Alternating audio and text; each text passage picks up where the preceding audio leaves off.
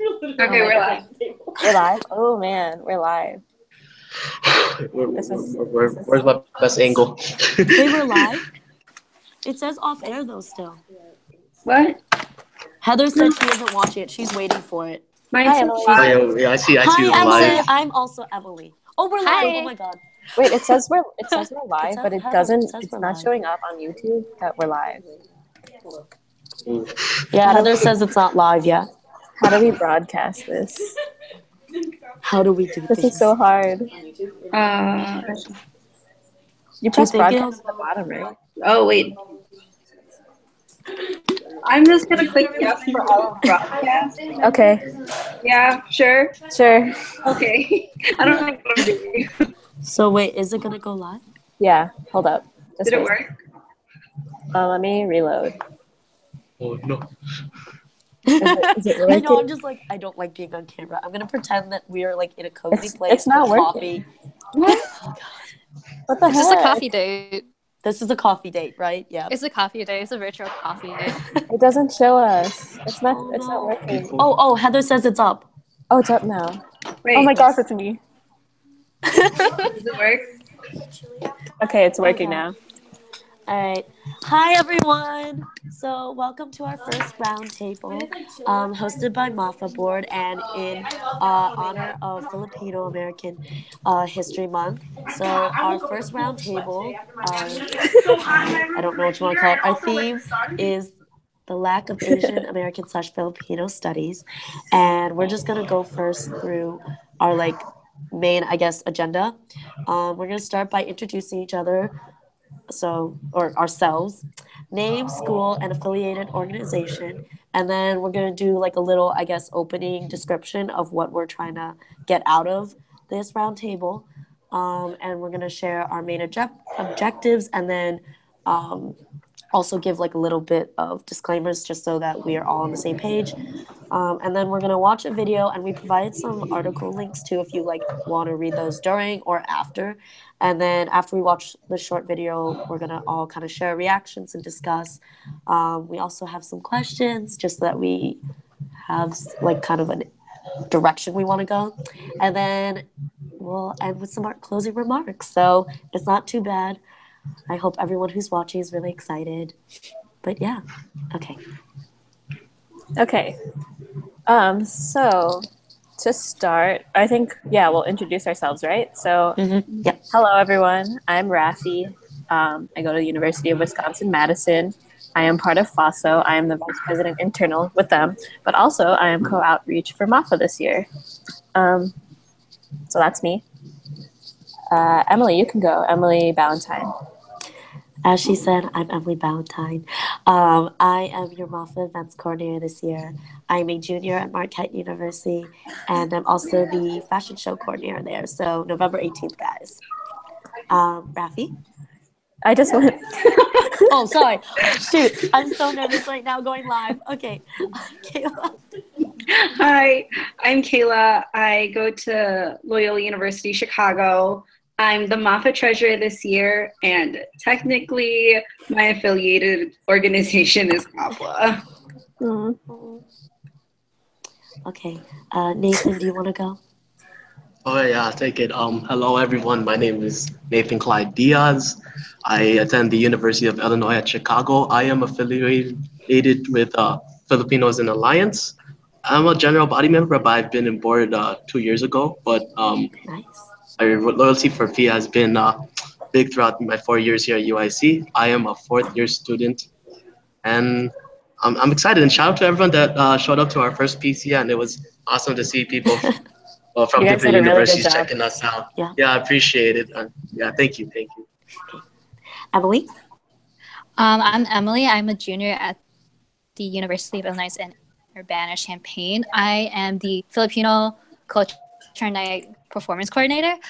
So if you guys have time next semester, please come down. I'm also typically just a general member at PSA at U of I. Nice. Okay. So I don't know if we might be having another person join. Oh, okay, never mind. They just said they can't. So I guess we can start with the about section. So I'm sorry if I'm whispering because where I am is kind of quiet. But so the intention of this roundtable. Oh my God. Oh my these goodness. are the audience in Fia. Hi. Okay. I'm abstinent. Well, okay. I'm so sorry. Okay. Okay. While Rafi's about to read that, Kayla, do you want to share the screen for anybody just so that they can follow along? Yeah. Okay. So the intention of this roundtable is to ignite conversation about the lack of diverse Asian and Asian American curriculum in the college programs at American universities. Some background: in 1968, there were protests led by the Third World Liberation Front demanding better access to public higher education, increased numbers of senior faculty of color, and curriculum that embraced the history and culture of ethnic minorities. By 1993, over 700 ethnic studies programs existed in the United States. Today, they exist on many college campuses, but we still see little funding that would or could lead to further development and improvements. Furthermore, programs may tend to focus on East Asians rather than a holistic appreciation for all Asian cultures in America. Through this discussion, we hope to raise awareness about the state of ethnic studies programs at college and university campuses and motivate individual interest in finding the resources that would enable one to learn about their own Asian and Asian American heritage. We do have a couple disclaimers. So on the asterisk, we say Asian Studies does not consider the Philippines as East Asian. However, Asian American Studies have considered the Philippines as East Asians based on the length of time that the ethnic group has been in the United States. And again, another disclaimer differentiating between Asian Studies and Asian American Studies. According to College Board, students of Asian American Studies look at the history, sociology, politics, culture, and economics of Asian populations in the United States and Canada from the colonial period to the present.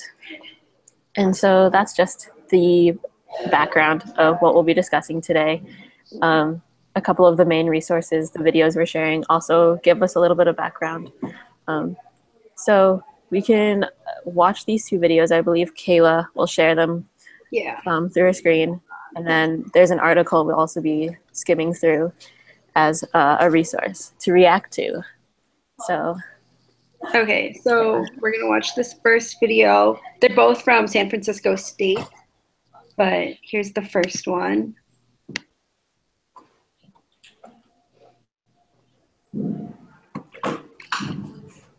My business was going after the ad. After the ad. GoDaddy. Building. Oh wait, I think that's the second video. What's the proposal? Oh, whoops. That's Okay, okay. never mind. That's the second video. There you go. Asian American students were organizing on college campuses around California. In San Francisco, the Third World Liberation Front was formed to challenge traditional university education. The front was spearheaded by the Black Student Union, who led a coalition of Chicano Latino, Native American, and numerous Asian American organizations. The Liberation Front had 15 demands, intending to change both the focus and the power structure of San Francisco State. These 15 demands had three principal themes: the right of third world students to an education, the formation of a school of ethnic studies, and the hiring of third world faculty. School administration gave little response. Faculty who encouraged student organizing, such as history professor Juan Martinez and English professor George Murray, were disciplined. The first small-scale student actions were disrupted. This marked the beginning of an increased police presence on campus. Inspired by Malcolm X's philosophy, by any means necessary, the Third World Liberation Front made the decision to strike on November 6, 1968. Hundreds of students disrupted classes and marched to the president's office. By November 8th, class attendance had dropped by 50%. Students began to encounter police violence and arrests as the strike lengthened. Many leaders within the Third World Liberation Front were arrested and jailed, cut off from actions on campus. But the pressure was starting to affect the administration. College President Robert Smith resigned and was replaced by English professor S.I. Hayakawa. Hayakawa was much more visible in his opposition to the strike, famous for his intervention at a campus rally and for promoting police presence. Hayakawa declared an early December holiday, believing that a longer recess would weaken the momentum of the strike. The theory was that they were going to diffuse the momentum of the strike, but what actually happened was, and I was witness to this, was we just did a lot more planning and did a lot more organizing. And as a result of that, when we got back, we had all kinds of different ways to approach these issues. I remember hearing a rumor that the chancellor of the whole state college system and the board of trustees and the legislature had all agreed that they were just going to shut the campus down. The fear that the campus could be closed hurt everybody. Faculty, whether or not you were for or against the strike, students, whether or not you were for or against the strike, and it made people take the issue of resolving this matter very seriously. A select committee of faculty was appointed to meet with Third World Liberation Front leaders. They worked to negotiate a resolution during the spring semester of 1969. On March 14th, they finally reached a tentative agreement. Though Hayakawa himself never signed the document, faculty and students began to work on its implementation. The resolution included additional admission spots for underrepresented students, the rehiring of select faculty members, and most importantly, the establishment of a College of Ethnic Studies. Unity across ethnic, racial, and economic lines has resulted in a generation of Asian Americans who are more conscious of their individual and collective histories and are more engaged in their communities. Yet the need for ethnic studies classes and consciousness remains as imperative as it was in 1968. Some of the student protesters from the Third World Student Strike have returned to San Francisco State University. Now they work as the administration. You would think that with all this trying to wash away race and make us all quote more, one American, so that we can be quite patriotic as we should, right? That people wouldn't want to even be in this kind of, be in these classes. And that's not the case. And I finally realized why. Most of them are still asking the question, how do I fit in this American context? Okay, so that video kind of shows us what the importance of having ethnic studies courses is on a college campus. And then this next one is from the same university, San Francisco State University. Back in 2006, there was a threat to the ethnic studies program. So you can start that one.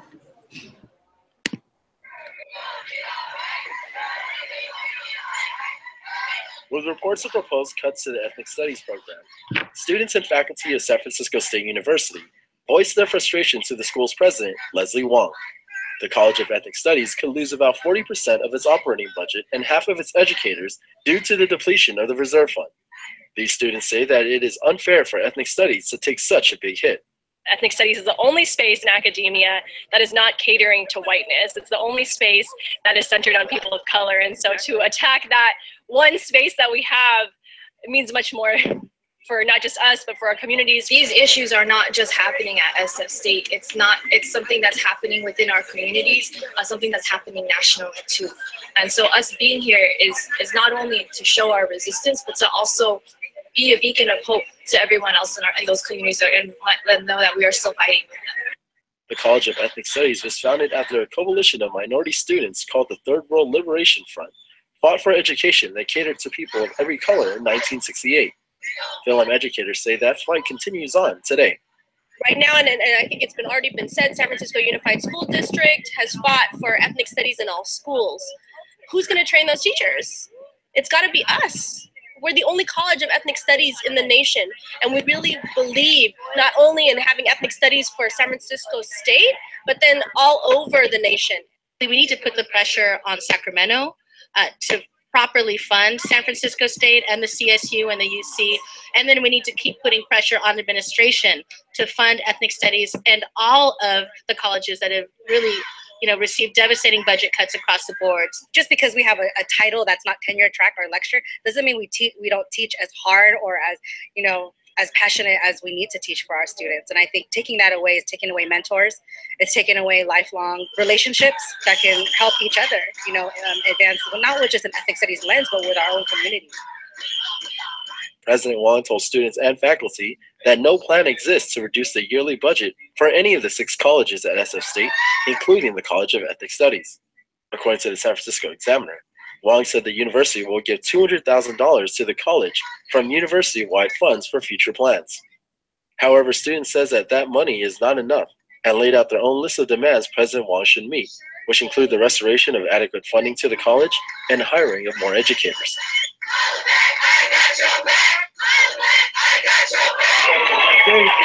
After speaking with the president of the college and giving them their demands, the faculty and student of ethnic studies say that they expect an answer at the end of Black History Month, February 29th at 5 p.m.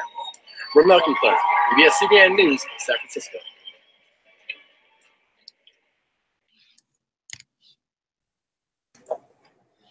All right, so those two, they contrast each other, or they might even complement each other, because we can see in 1968, these people were pushing to have ethnic studies programs, and then in 2016, only last year, there were threats to the program itself where it all started.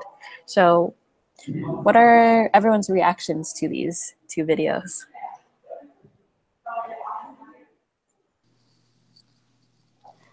I know for me, it's just personally, I think first, I was kind of just shocked to know how recent that was. First in just implementing those studies, but then also how recent was that there's such this pushback. And I think it was also important to note that it was the entirety of ethnic studies. It wasn't just Asian or Asian American studies that was being threatened. It was ethnic studies, and I'm just saying, but that's so many cultures, and that's so frustrating to hear. And also that it's in San Francisco, which in my mind is a very diverse city in itself. I did like at least their approach, though, that they didn't just settle. And I like that they really focused on the fact that it's the teachers who need to be the ones who help guide this and who need to be funded, and that we shouldn't just be funding the program, but the people who take their time and who are working towards this, when I'm pretty sure they could also get teaching jobs in other fields that would have a more solid salary and career, but they're taking their time. So if anybody's watching it, thank you. Yeah, for sure, I agree. There's a lot at stake in ethnic studies programs. Anyone else care to share their reactions? Oh man, I guess I'll give a reaction. Nervous, but I don't know. I think the second video, it's just kind of surprising to see so we're going to the other country, how things are going upside down. But just seeing it's just kind of ridiculous how we're really fighting just to keep a program up. It's just kind of mind-boggling, that they're taking some I think there's one part where there was a student that said ethnic studies is a way to give us people of color a voice, and that right there was of course. I'm oh my, that's just I'm that is so true, man. Within these ethnic studies and other global Asian studies class that I've taken here at UIC, definitely it's so true, because I feel when you take, let's say, a normal history class, you're gonna look at a white person's perspective compared to a colored person's perspective, and the fact that they said yeah, ethnic studies are ways to give a platform to people of color and to know every their perspective on history and all that was kind of mind-boggling to me. And I'm really happy to see just these protests happening, not just as y'all said earlier, it's not just Asian Americans that are in it, but we have Latino Americans, African Americans are unified together to to let these like college officials know, like, hey, this program of ethnic studies needs to stay, because like it's a way for us to have a voice and to like know like our history and all that. So that second video just gave me empowerment. I think I was smiling throughout, and I'm like yes, I was like yes, that is hit the nail right there. So I guess that's my reaction. Thank you so much. That was great. That was great. Thank you. Yeah, did anyone else want to share? Yeah, I have to say, like, working off of what Nathan said, it's definitely ethnic studies reflects a lot on our experience as first generation, second generation, especially if our family was immigrants. And I have to say, like, being at U of I I'm very privileged to have Asian American studies along with all these other ethnic studies. Because when I was looking at school, it was always like just Asian history. And I think as important as that is, it doesn't speak to our experience as much. Sorry, I'm like kind of nervous just knowing this is live, but I feel you. You're doing good, girl. No, I feel you.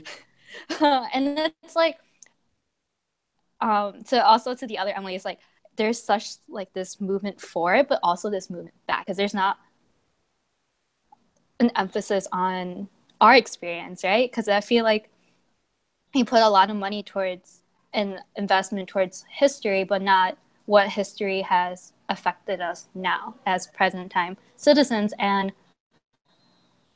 I don't know, it makes me really sad, like, to know like funding is cut for specific studies, whether or not they're Asian American pertain, but also just in general for like marginalized people. And it's, I don't know, I have such mixed feelings about like, oh, I'm so happy like a majority of universities have fundings for ethnic studies, but at the same time, it's not, I don't know, sometimes I see like it's not as important as just regular history. Because like what Nathan said, it speaks from our experience and our perspective rather than someone else who is just kind of like studying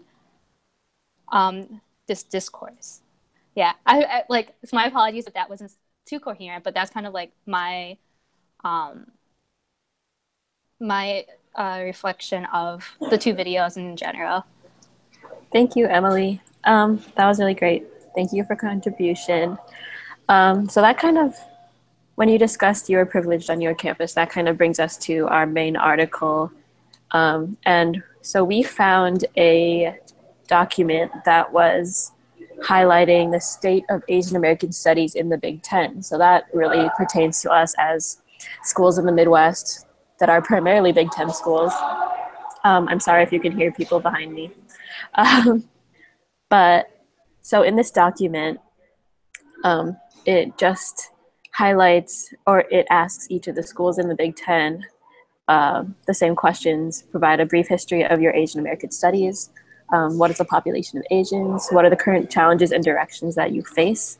What are your future plans? What are the issues that you focus on? And current strategies to garner support for Asian American studies, and also ideas for joint ventures. So it's really interesting to look through this document.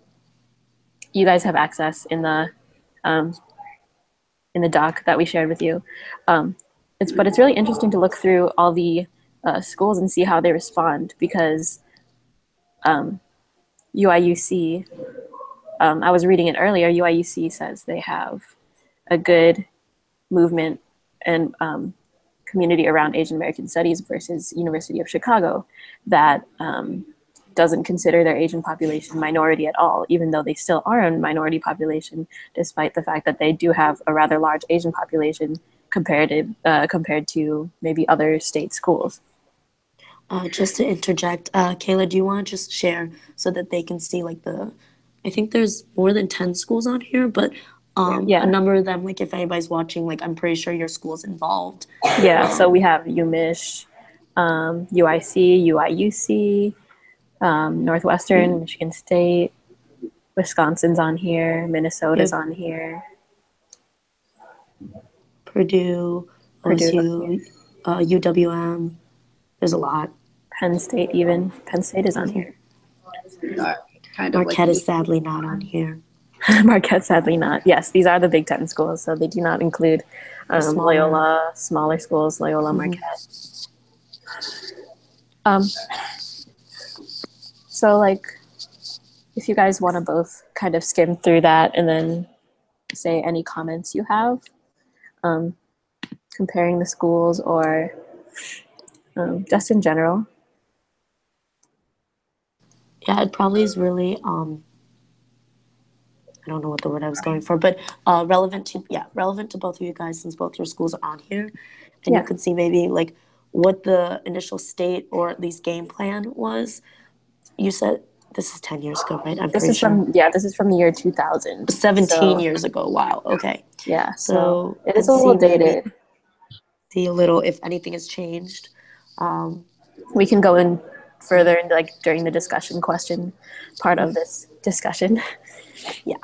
And then also while we're like all reading and skimming this, I think it'd just be important so that we know maybe like who's minoring in any sort of Asian studies programs, or maybe why you wanted to be a part of this roundtable.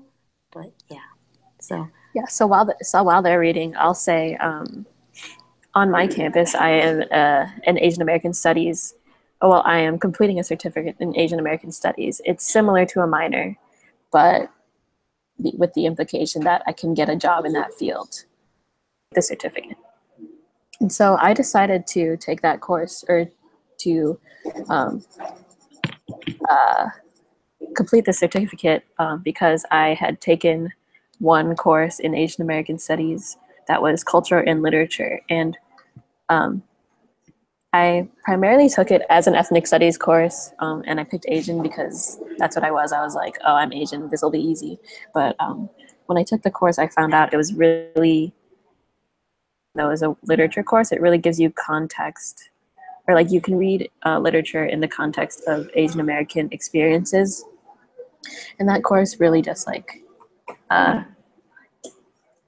opened my eyes to what more I could learn, because even in that course, we did focus heavily on Chinese literature and Japanese literature.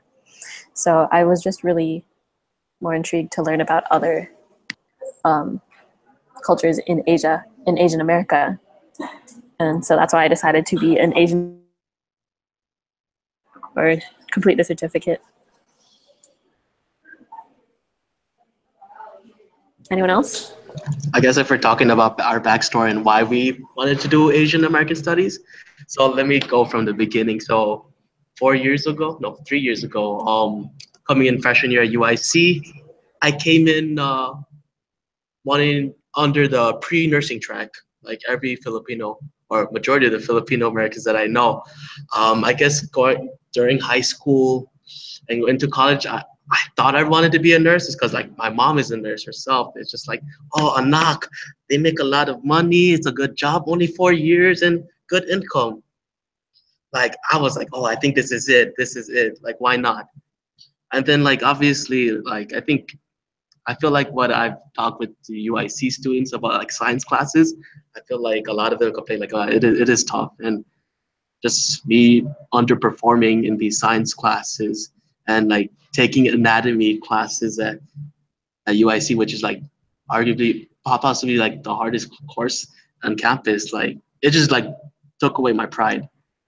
And then when I dropped the course, I knew I had to tell my mom at one point. So when my mom asked me, hey, how are you doing in anatomy? I told her, I dropped it. And my mom just like yelled at me. It was like the worst thing that ever happened to me. Like it was just disappointment. It's like, oh, like we sent you to this college so you could get into the nursing program here at UIC.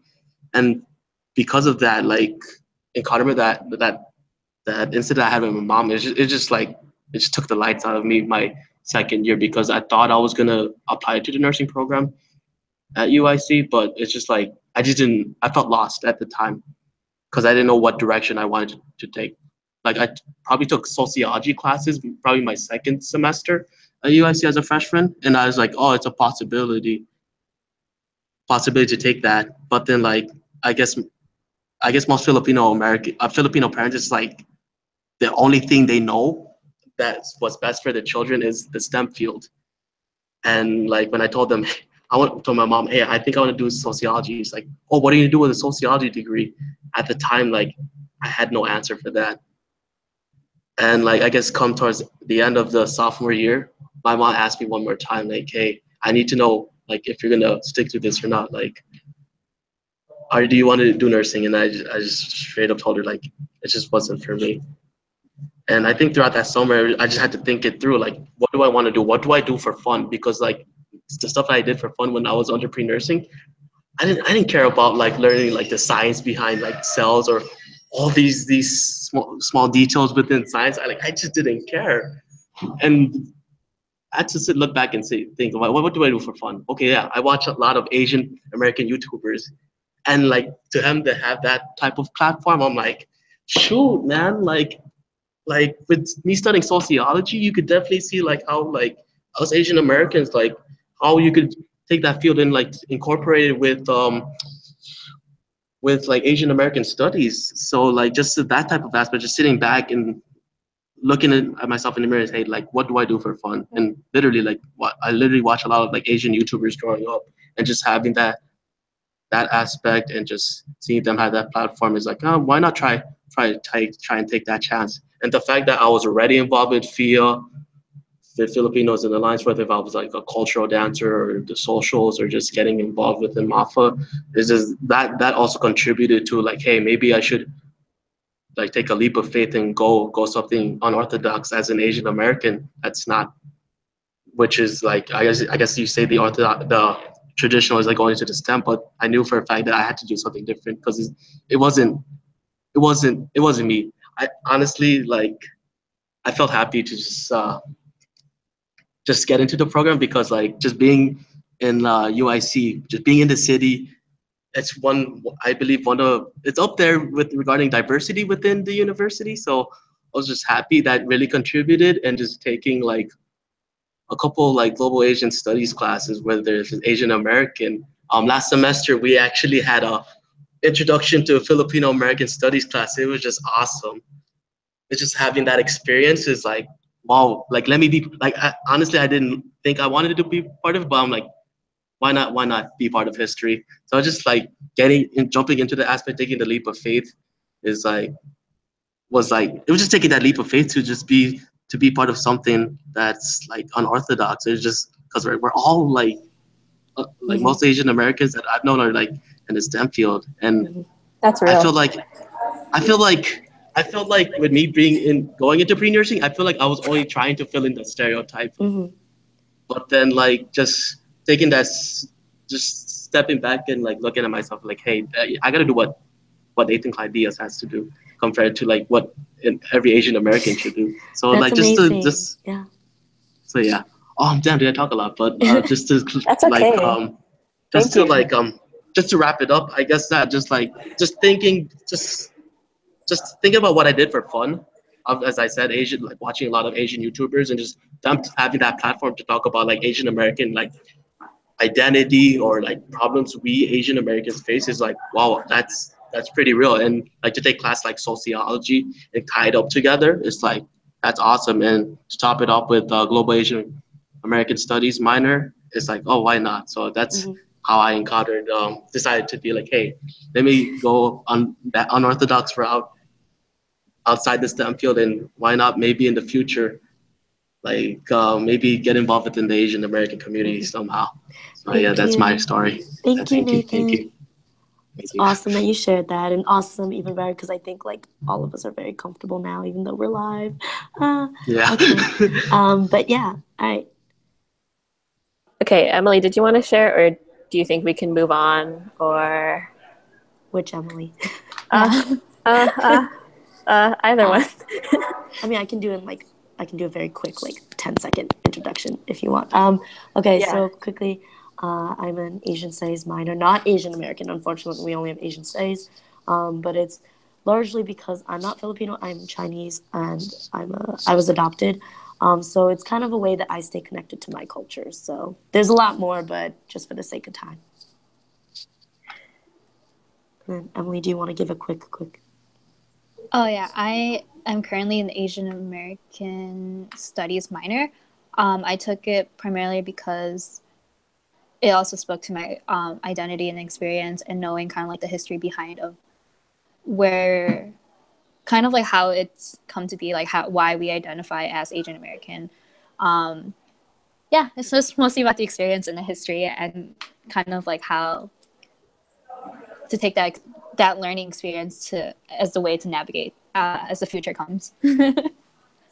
Yeah, I like that. So you guys both, I mean, everyone read the document. Did you have any comments on it? Reading through, seeing what the different schools, what kind of programs they had. I think sharing our experiences was like a good enough segue because we all do go to different schools. So it kind of tells the personal experience based on those little documents or little snippets that each school wrote. Yeah, so we do all different experiences. I was reading earlier about UW-Madison's Asian American Studies program, and it said that we were actually the first one in the Midwest. So that was just something very interesting to read. And like, yes, thanks, Emily. Versus like Marquette not even having an Asian American Studies program, which is sad to hear.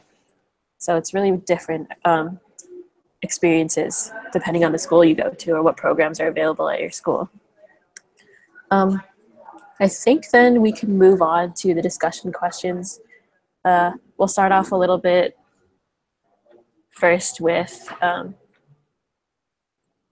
so the first question is, do you identify as Asian or Asian American or Pacific Islander, for our Filipinos out there? I feel like I had a phase throughout childhood. I was like, yeah, I'm Asian. Oh, yeah, AZN. I'm so unique. Oh my gosh. But I guess as you get older and just being more knowledge within the university, it's just like you realize, hey, like what kind of cultures do you fit in? So like as I got older, I'm like, yeah, I Asian American. So that's how I see myself within the spectrum. Thank you. Well, as I said, I'm not Filipino, so Pacific Islander is not what I identify.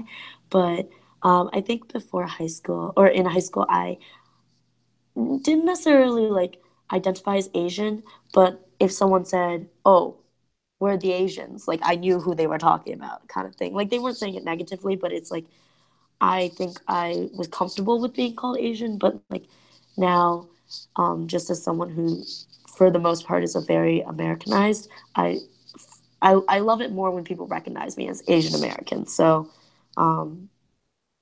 if like I ever need to write it down, I think I would pick Asian American. Sorry. No. Oh, you can go ahead first. Yeah.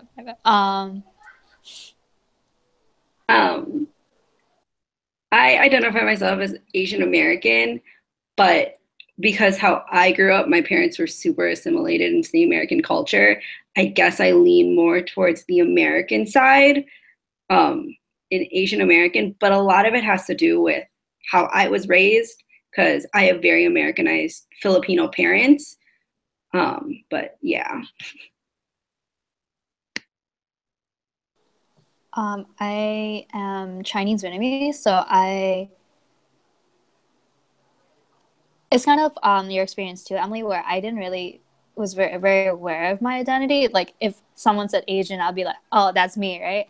But I do now identify as Asian American. I have to say I cultural clash that I feel in different contexts that I'm in. But I find that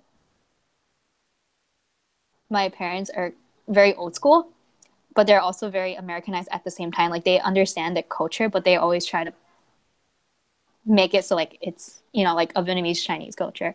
But so it's always like a internal fight. So yeah. Thank you. Okay, so I agree with both Emily's. I would say when I was younger, I would definitely call myself, and Nathan says this too, I would call myself Asian. I was like, yeah, I'm Asian. People who look like me are Asian, and that's it. But as I grew up, I kind of started to realize that, or identify myself as Asian American, because the way I kind of perceive Asian American is I am an Asian person having or living in America, so I have an American experience, but through an Asian ethnicity, like through my lens. So that's why I consider myself Asian American, because there are these identities that I have that I like that are obvious. Like someone can look at me and they're like, oh, they're Asian. So like it's through an Asian context living in America, if that makes sense. Yes. So that's why I consider myself Asian American. Okay, I think that was good for the first question. Okay, for the second question, when and how were you first introduced to your cultural / ethnic history? I'll start, I guess. Well, I guess I kind of always have been like introduced to my culture, but like it was mostly through food. Like I said, like I have super American parents, even though they're full Filipino. They assimilated pretty quickly when they immigrated here. But I guess it wasn't until college when I joined Kapwa that I was like truly introduced to my culture, like through dance and like history and everything. I can go. Sorry, Emma. It's okay, go Siv. It's okay. Okay, thank you. So I would say I was introduced to my culture pretty early on, not just through food. Growing up, so obviously I think my first introduction was food, but when I was young, my parents tried to speak Tagalog to me. It didn't really stick. I don't know too much of it. But from a young age, I was going to church I think a big part of Filipino culture, a big part of the Filipino culture that I know is being Catholic. And so I went to church every Sunday, and I went to actually the Filipino mass at my church too. So everyone there was Filipino. And then I went to, my parents were still a part of like their organizations from college, like their own PSAs from college. So like we would go to events with them. And so I was very, very integrated into and I knew very early on about my culture and participated. And I thought that was just normal. Like I thought a lot of people did that, but then I really was aware of it kind of when I started doing cultural dance for my church. I started doing that, I believe, when I was like 12 years old, 12 or 13 years old. So I was made very aware from a young age. And like going to school here at UW-Madison, where there's not really a huge Filipino population, it's made me hyper aware now. And being a part of an org like this is very important to me. It's like being a part of an org like this in itself is kind of defiance in a sense. Like we have a space for ourselves in a place that originally wasn't for us in the first place. So yeah, I'm very aware is my main point. Yeah.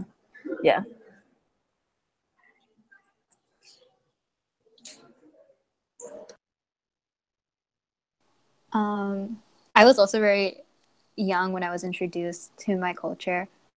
So my first language was Cantonese. I wasn't really exposed to a lot of Vietnamese, so I guess I can say I'm more leaning towards one side. But I have lost a lot of my native tongue. But a lot of it was the language and the way our family oriented our beliefs, which is really culture related. It's very family oriented. So a lot of the things that we do, how we are taught, was very like family first type of thing, which is interesting because a lot of the people that I meet who also identify as Asian American have even if they were like Chinese/Vietnamese or both, they don't really have that type of, I guess, but like oriented belief. So that was kind of like a cultural shock for me because I thought that was just kind of like the way everyone was kind of raised. Even though I was kind of aware of like being Chinese and being Vietnamese through food and language, I wasn't really exposed to doing any other activities like dance or, learning different dialogues until when I was much older, like when I was like maybe in high school, where we got to be like in different ethnic culture clubs, which is really cool because then you're like, oh snap, like there's these different dances and all these dances mean.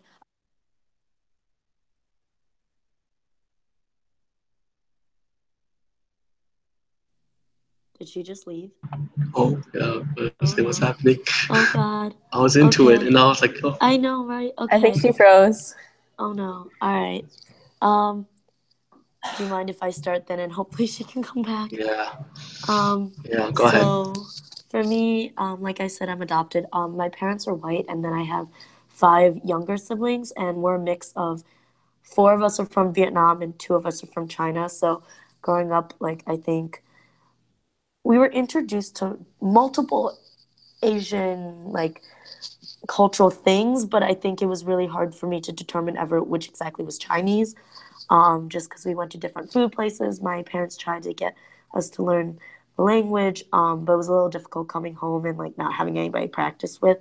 And then we also tried to take trips, which were really cool, but it's also hard when like I don't think I was very aware that like this was my country that I am from. Like I just identified more with my parents and my family. So I don't think it was really until high school that I really acknowledged that learning these like Chinese history is technically my ethnic history. I think for the longest time it was just kind of like, oh, this is cool. These people are cool. Like I just felt like I didn't look like them either. So I think it wasn't until high school and then college when I really wanted to learn more. I will confess, I feel like I'm still kind of in that process.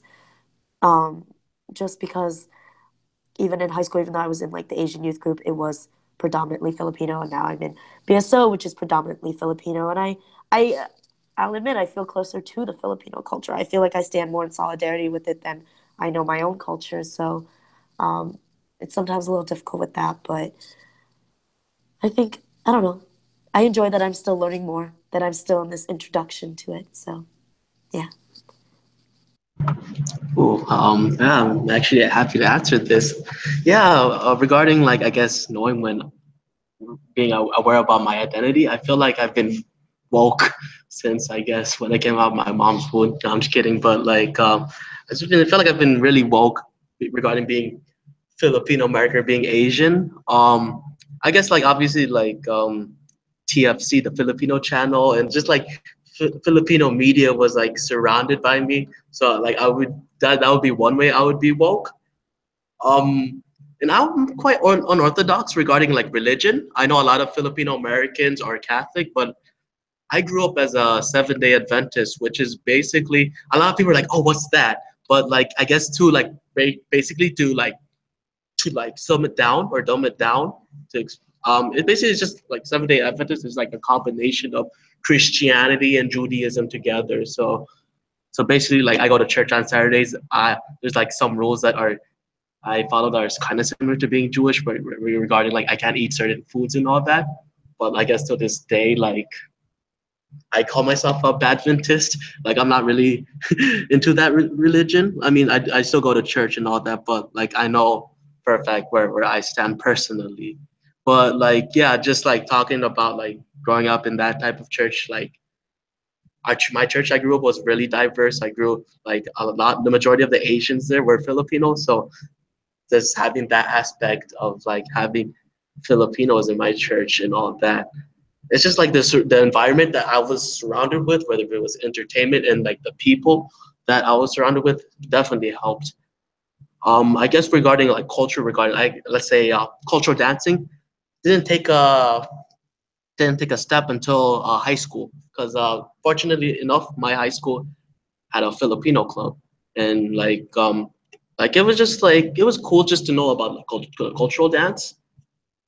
I feel like that's what benefited me within these being part of the high school Filipino club, is just knowing about these dances. But when it really took up, when I took a bigger step within knowing about my Asian American identity, definitely college. I think Filipinos in Alliance has done a good job regarding like having more variety within cultural dancing, trying to do these workshops to prepare us for FAC, and like, oh, what kind of workshops are gonna be coming at you, and like just sharing or hearing different perspective of Filipino Americans, because like a lot of people in FIA are like from the suburbs, and for them to have this type of platform, to be surrounded by other Filipino Americans, Asian Americans, is like new to them, and it's just happy to see them like just stay woke within their own culture and all that.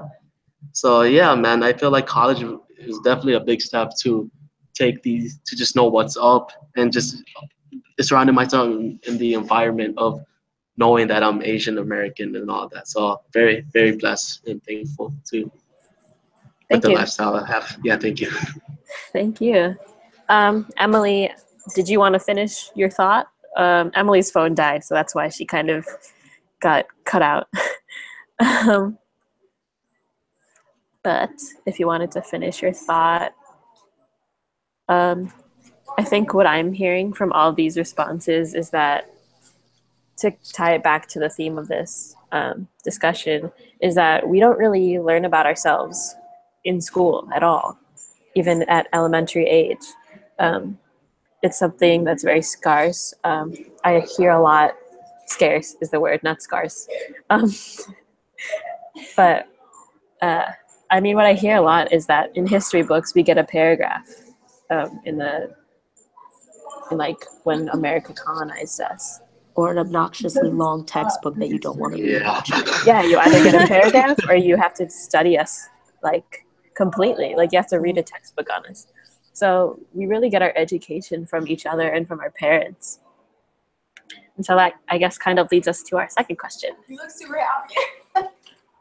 Okay, so our third question is, does your university have an Asian/Asian American Studies program? And what is your experience in the program, if any? Do you mind if I go first? I do apologize because I do have to leave around 9 o'clock because I have practice. But so Marquette does have an Asian Studies minor program, and I'm part of it. We unfortunately do not have Asian American Studies. I will admit I actually didn't even realize that there's a difference until I was talking to Emily Lawson, who came at MFAS. She was like explaining to me the difference, and I think that really shocked me that that's an entirely different thing. And when we were looking up research about this and talking about it, I started to realize how significant the difference is, and how important and how empowering it is if there was an Asian American Studies program. So really wish Marquette did. But going back, so our Asian Studies minor, while it is it has a variety of classes. I was talking to Heather, a friend of mine who also is pursuing the minor, and a lot of the classes are not actually available, even though they're like on here and there's a huge list. And it's because it's underfunded and we don't have a number of teachers. Additionally, a number of our teachers are not actually Asian or have studied necessarily Asian studies. Like a lot of them are either history teachers, or I think we have maybe a few who have actually maybe studied abroad, and usually it's in China. And most of those teachers who are white males, which is really difficult. Granted, they have a lot of the historical knowledge of it, but it's just frustrating that they don't necessarily have, like the individual experience of it. And then also just to note that a lot of them, I don't know if anybody's dying to look, but if you look on the Marquette page, a lot of them are just like Chinese language classes. It's not even a mix of other languages. And a number of the history courses are all Chinese. I see 4 that are not Chinese, and Heather told me 3 of the 4 are not available this semester. And she's already a senior, and it's taken her a long time just to fulfill 6 classes, I think. So it's like knowing that like you want to learn more about, but they're not even available, or that the teachers that are going to teach them are not necessarily Asian is, I think, a huge problem and requires Marquette's further, I guess, involvement. But that's something for a later discussion. So yeah, I apologize, but I'm going to leave now. Yes. Bye, guys. It was great knowing you, and I Bye. love this discussion. So I will probably watch the rest of it later. Thanks, Emily. Bye, Emily. Okay. I can speak next on the Asian American Studies and Asian Studies program at my school. So, as I said before, it was the first in the Midwest. So you'd expect it to have maybe a good amount of courses offered. And there is a big list of courses offered that I researched earlier today. But just for this semester, there's only, let me count actually, 1, 2, 3, 4, 6 courses available this semester for people to take. And so that's really limited if someone's trying to complete a certificate, especially since they only offer, well, they do offer like 5, 6 core courses, and they do always offer the intro course. So while our program is pretty extensive, I would say, and it's taught by all Asian or mostly Asian professors, the one gripe that I did have with it is that it oftentimes glazes over certain ethnic minorities. So in the course that I took, Asian Am 150, which was literature and culture, it really ignored like a lot of different ethnicities. Like we spent one lecture on Hmong Americans. We spent a week on Filipino Americans, a little bit on Vietnam and Thailand, and then like the whole maybe first 2/3 of the semester was like Chinese literature, which, don't get me wrong, it was really interesting to read from Asian American authors, and we did get a good variety of books to read, but the focus really was on East Asian people in America. So that's something that was my experience, that I felt like I didn't get enough of the Asian American experience. I got the Chinese American experience and I got the Japanese American experience, but not really of anything else. And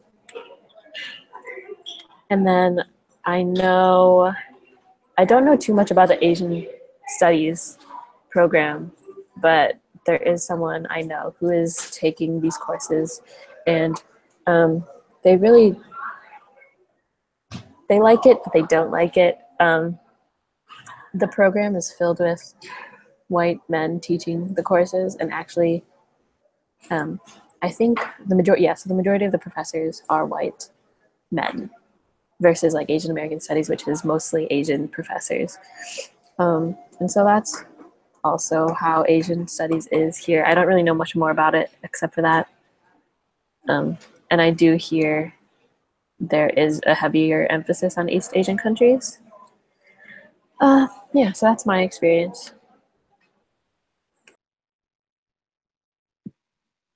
I'm not in Asian or Asian American Studies minor, so I don't really know much about it, but I know Loyola only has an Asian Studies program, not an Asian American Studies program. And just looking at the demographic of the school, I guarantee it's taught by white professors, and considering most of the classes are either a language class or the vast majority of the Asian Studies courses are history, most of them are taught by white professors as opposed to Asian professors. And like I did take an Asian history course as kind of like my core class, but my professor was a white female. She was Italian. She wasn't East Asian at all. So that's the Loyola side of it.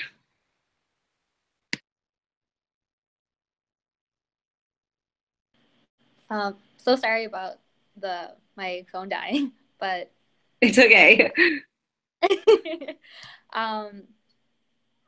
So my experience as an Asian American minor is that it's kind of like what Rafi says, where I really enjoy, but I don't at the same time. I think they're really informative in talking about how Asian American has become an identity that came from protests for ethnic studies, which is really cool.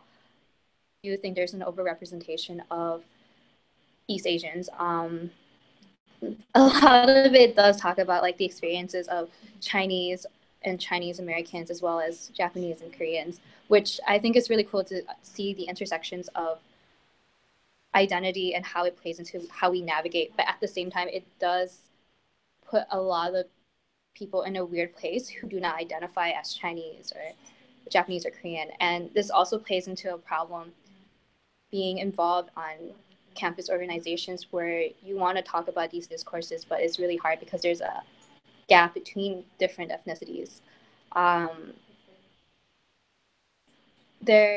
We talk in like the Asian American Studies courses that I've taken.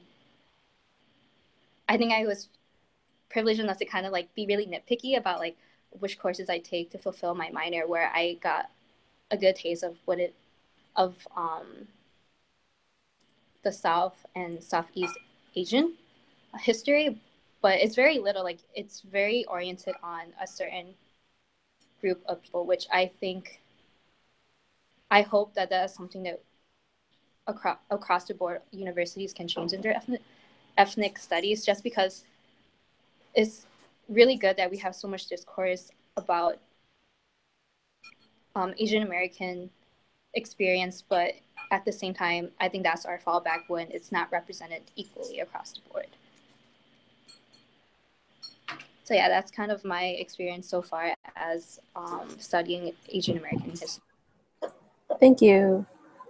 All right, I guess my turn. So I want to say my experience within the Global Asian American Studies department at UIC. I want to say so far it's a good experience. I think 15 credit hours became the minor. So I've taken 2 thus far, and I'm taking currently 2 this semester. So yeah, but then like to, I guess, give like background, I hope I get this right, but I think this year, like we also had like some Asian American professors that protested within UIC to persuade the college officials within this university to have Asian American studies here in this university. And I think did it first begin in 2005? I hope someone from UIC that works under the Asian American Research Cultural Center could back me up on this or take a look at it. But I believe it was 2005 where it started. And then like, I believe it was either last year or 2 years ago where they made the switch from Asian American studies to global Asian American studies.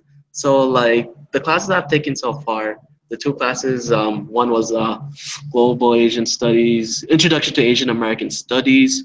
It's just a very interesting aspect to like just learn about like Asian Americans and just learn like how different, how like we looked at not only Filipino Americans but Chinese Americans, like I think Pacific Islanders as well, which is kind of like it was like something that I was, because I feel like as someone that studies Asian American, I feel stronger regarding like East Asian and Southeast Asian, especially Filipino. But then like looking in the fact that we looked at Pacific Islanders and all that was kind of interesting.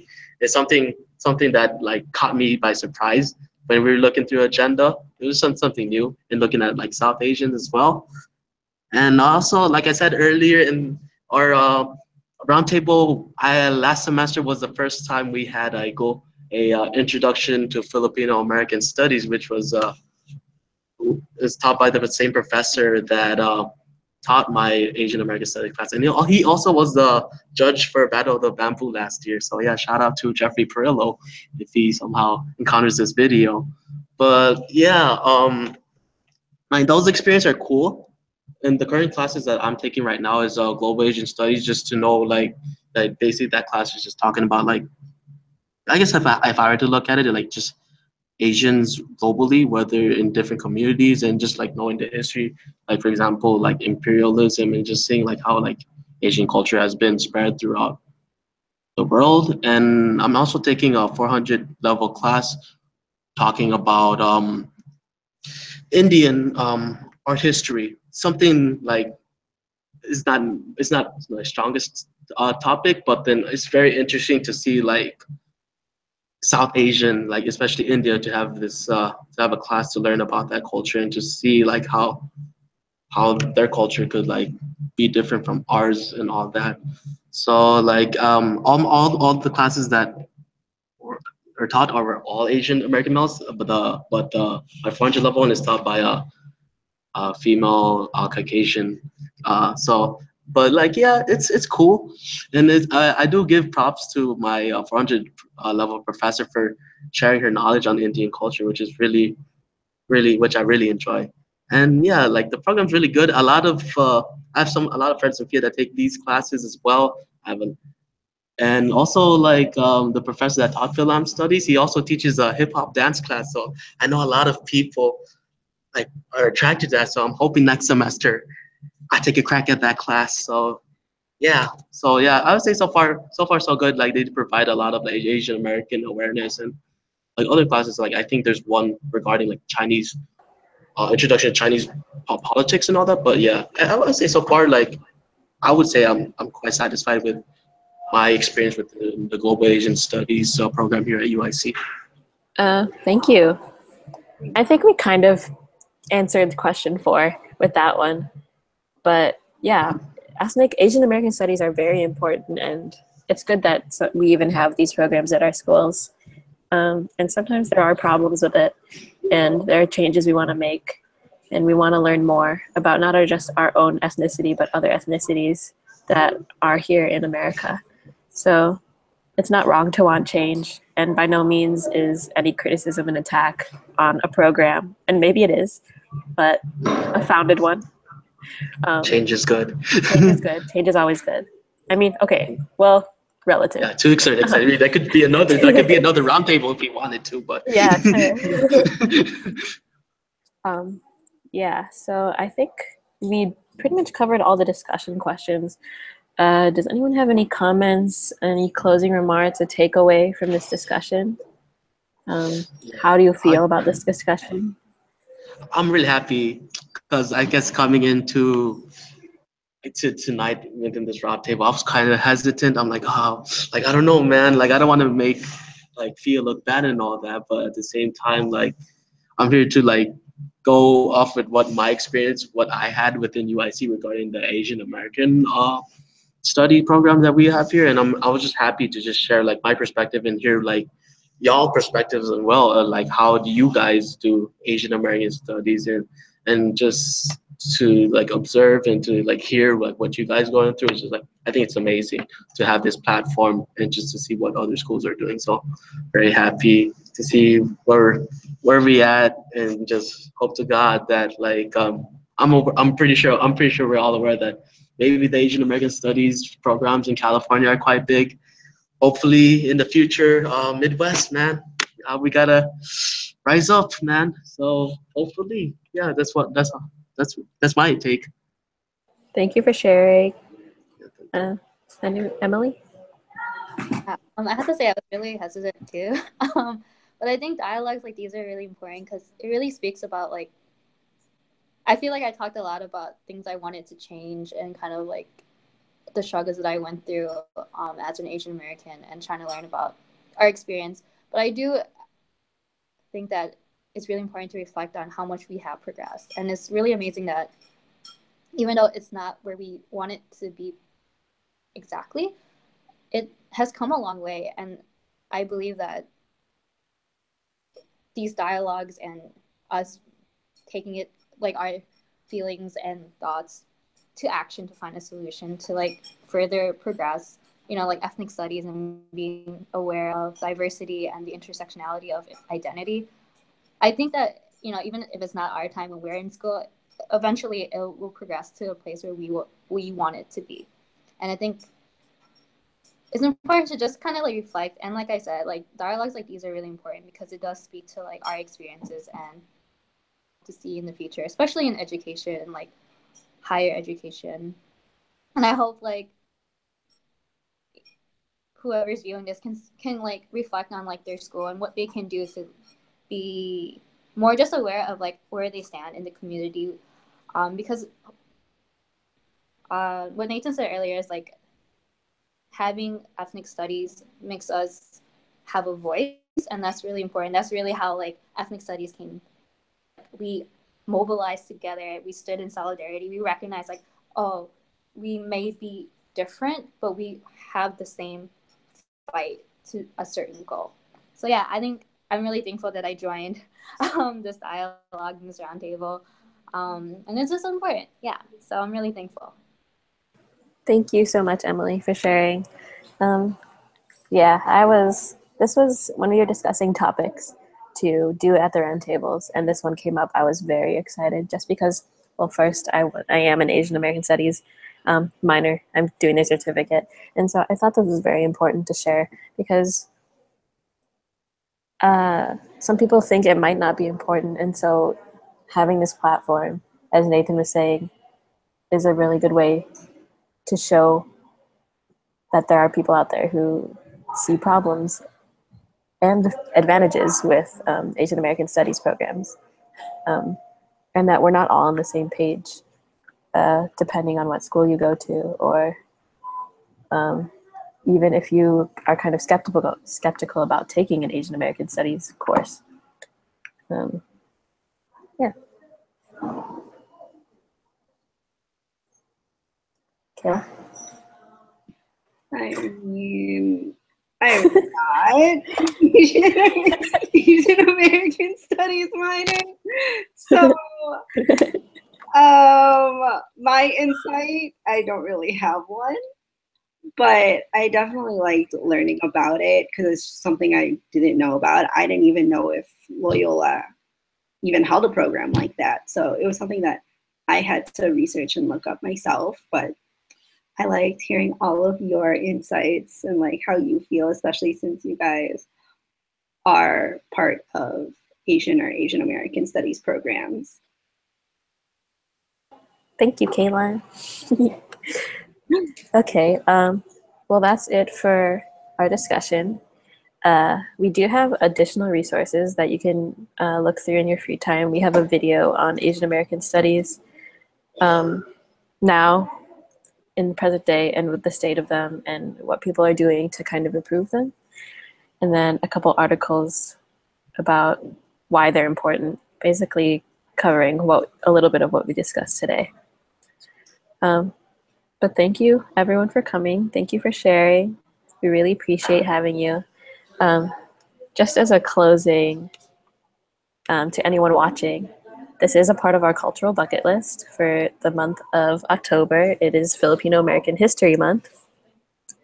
And so this is just our third week of the cultural bucket list. And it is to take part in one of these discussions. So if you are watching this, or if you watch it later and you see that it was a really good discussion, we do have 2 more coming up. One is Thursday and one on Friday. The topics are, I think, growing up as Filipino American and your experience in an Asian, or your PSA, your Filipino org. So do please try to come out to those. You can come to as many as you like, and as many members of your org can come to the meeting as you want. There is a limit. There's a 10-person limit on Google Hangouts, so that's one thing to think about. But yeah, for cultural bucket list, if your school wins the challenge by the end of October, your school will receive platinum membership in Mafa for the next academic year. So what platinum membership, if you don't know, is you get kind of certain benefits, such as reduced price for Mafa apparel, or priority registration at MFAS, which is a conference that happens in the spring semester. You can apply for travel grants through Mafa, and just little benefits like that will help your school. Also, another prize if you win the cultural bucket list, if your school is coming to FACT, everyone you bring to FACT in the org will get a donut from Krispy Kreme. Hey, So that's something to think totally about. the fact. Yeah, that's Just something wait to. me after that. Yeah, I mean, yeah. Thank you for coming. Yeah, so that's something to think about. Participate in cultural bucket list. And then next week's task will be PSA Pride. So wear a shirt from your PSA, take a picture, be creative. More points means winning. So thank you, Emily and Nathan, for joining us in this discussion. Thank you We for had having us. a really good time. Yeah, I really enjoyed hearing what you guys had to say. Anything else to add, Kayla? No, I think you covered it. Thanks for coming, you guys. Yeah, thank you. Thank you so Very much. happy to be in this platform. So, yeah, thank you. Yeah, Thank you. sure. Yeah, do I want to say anything else? Yeah, if you want to say say anything else. shout out to hashtag One Yeah, Family. give us Shout out to Fidia. Shout out to people that went to our first PCN, man. So yeah, hope to see you guys at FACT or any other future Mafa events. So, yeah, I'm very cool. Awesome. All right, I guess. I'm gonna give a shout out. So I'm gonna give a shout out to Emily, who is in this discussion right now. Emily is my sib. Piso fam, best Mafa family ever. Piso fam. Yeah, thank you so much for coming. Okay, well, that's all we have for you guys. Thank you to everyone watching. Bye, Emily. Thank you, Nathan. Yeah, thank you. Oh, do we just leave? Oh, I thought we just Yeah, you can just leave. I thought we just deactivate the live and it'd be like, oh, fake. Just like how you have like news. Okay. All right, cool.